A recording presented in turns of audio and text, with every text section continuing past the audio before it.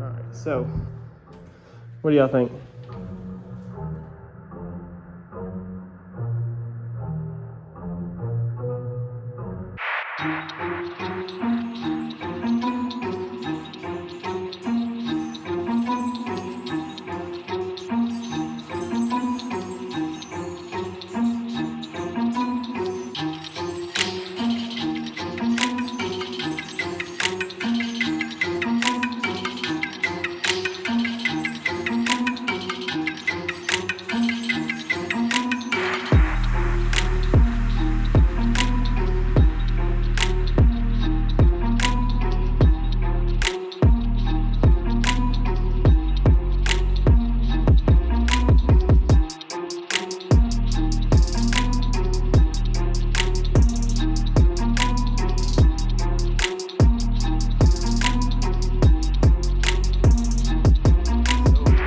That's right, we picked up a 4BT Cummins turbo diesel. So immediately, this is a huge controversial engine, I think, across the channel or across YouTube. It's big on YouTube, not our channel. And a lot of people say that people are on the fence. Either they're overrated, or they're the holy grail of the hot rod swaps, or they are junk, you know, blah, blah, blah. It's all over the freaking place with these guys on what you can do. However, facts are they get crazy good gas mileage. There's a lot of vehicles out there, Jeep swaps and all kinds of crazy stuff that are getting, you know, 28, 32 miles per gallon, 25 miles per gallon. I mean, a lot of really good gas mileage hot rods that they can drive. So that's where I said this might change up your opinion on the wheels, and I want to catch you up on board of where we're at with this vehicle. If you don't want to listen to talking, this is the time that you go ahead and find another video to watch, or you go ahead and exit out of it, because I want my true people here that want to be on board with this project and want to be part of this family. I want to know what our vision is, and that's what I'm going to try to portray real fast in this video so I can catch everybody up on board. So we were going for a 12-valve Cummins. That's what I wanted to find. So if you're on my personal Facebook, which a lot of y'all are, you know I was searching for 12-valve Cummins for about 2 weeks.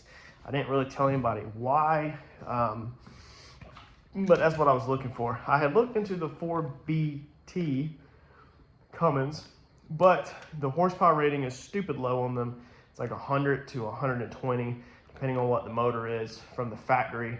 The torque is higher than 100, obviously. I think it's like 2 something on torque, maybe. Anyways, that horsepower number is really low. Now with diesels, you don't really need to worry about the horsepower number, I'm told. You worry more about the torque. The torque is where the power is made at with the diesel.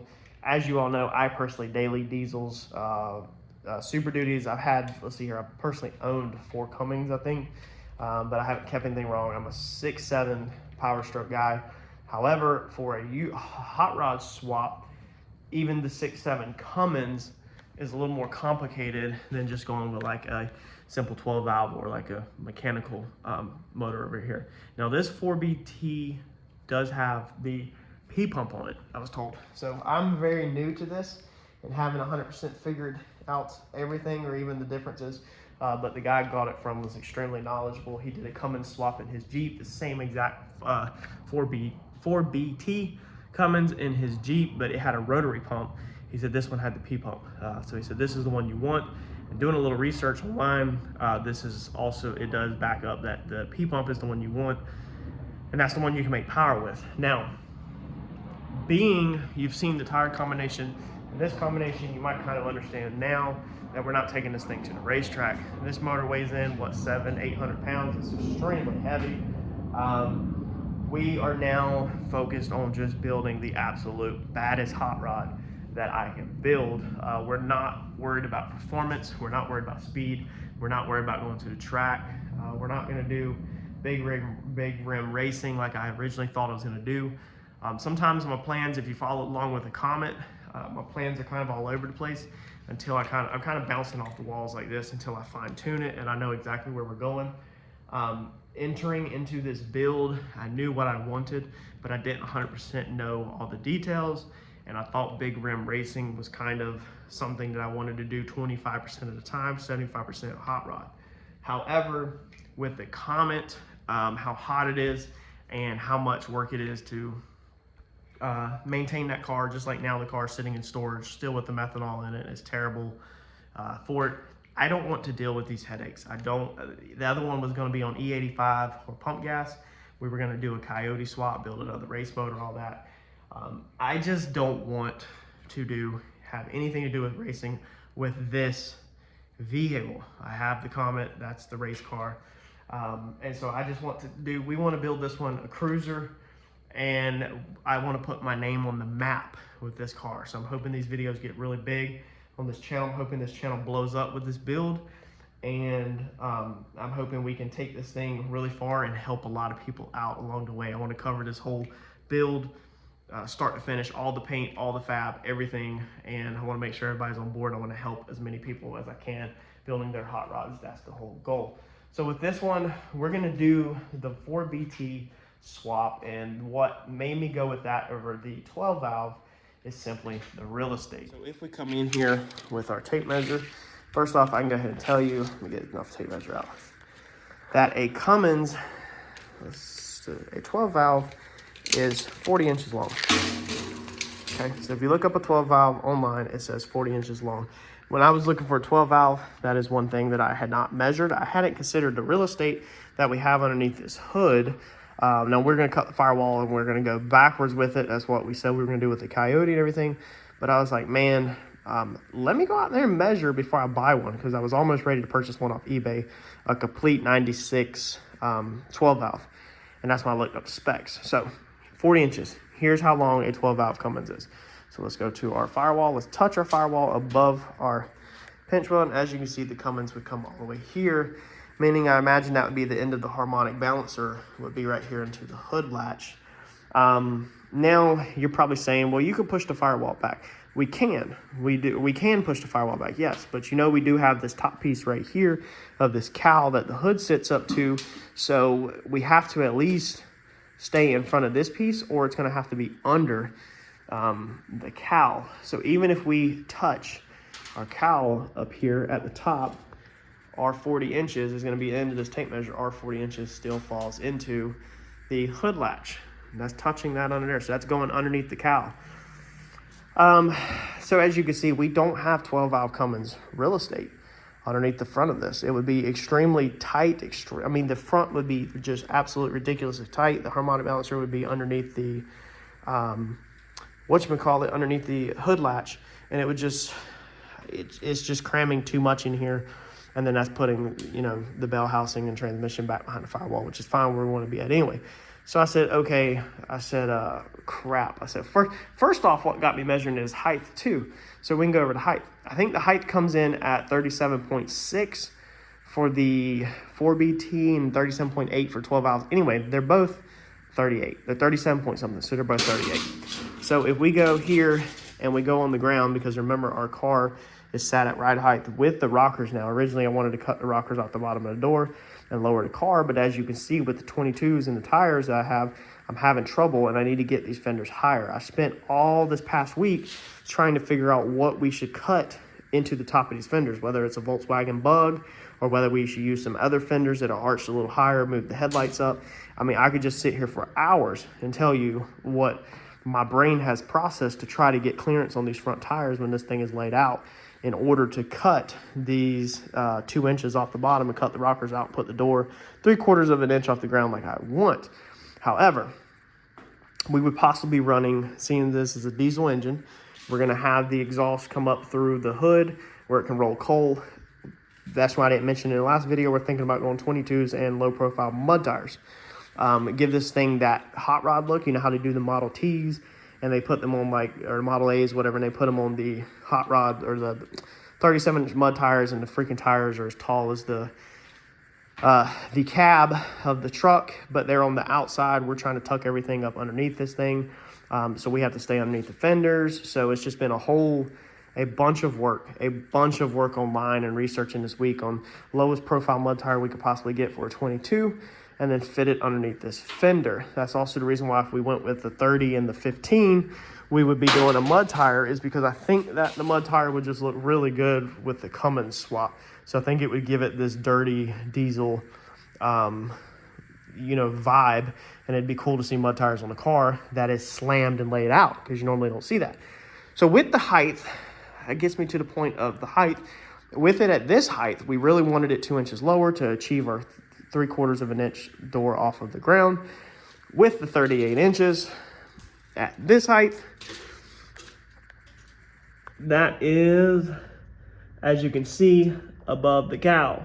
So we currently do not have the real estate to even fit a Cummins even underneath the hood of this thing at this height, meaning that it's got to come up just a little bit. So we're gonna have to keep the rockers as they are, basically, possibly square them out a little bit more. And this thing can't go no lower than it is now, absolutely not. Now I'm hoping that this thing actually cheats in a little bit less. I don't have it sat on the ground really, and cheating is looking like maybe 35, 34, 35, yeah, 34, 35. So I think the numbers off of Google might actually be a little fat, and I think we'll be okay. If that is 35, 36, then we would have it. I'll have to sit that on the ground to measure it. 35, 36 would put us on the money. As you can see, 36 is right there. And the oil pan at slammed position needs to be at least 1 inch off the ground, or 2 inches. So we'll probably sit a 2x6 or 2x4s underneath the oil pan for mock-up when we're building the frame. And that's going to be how high the pan is off the ground when it's completely laid out, bagged, you know, flat, not ride height. When you're driving it, obviously you got to pick it up. So that's the reason why we went with the 4BT, is the length of the engine. Let's see what this one comes in at. This one coming at 30 inches. Let's show you 30 first off. This Google said 30. So if we check our 30, which is what I did, is I walked out here and I checked our 30 inches off the cowl. So we'll just butt to that just like we did last time. As you can see in front of the tape measure, now we're looking better. We can't set it under that cowl because, as you can just seen a minute ago, it's supposed to come up about into here. Now we can notch this cowl back, which we probably will. We'll probably try to cut this back a little maybe, or do a little cutout. I'm not 100% sure yet. We'll see when we get there. But either way, even in front of that flange, so going in front of that flange, we still have our 30 inches comfortably. That puts our harmonic balancer in here, and that puts us barely enough room to put a radiator hopefully in here. Or we'll do, like I've seen some race cars, we got a lot of real estate underneath here depending on how big a tire we go with, and maybe we will run double radiators at an angle like this. You know, I'm not 100% sure on the cooling thing. Might even put it in the trunk again to put the weight back there like I did on the race car. We'll see, but we've got the real estate for the Cummins under there now. And so, yeah, let's see here. So harmonic balancer to the back of the Cummins to the head, real life is actually only about 23 2 foot. Okay, and that's not with the Bellhauser. So I don't know where Google was getting their numbers, but let's see here. 23 2 foot, I mean, that's even better. I mean, we definitely made the right choice on the 4BT. Let's see here, 20 inches, 2 foot, 23.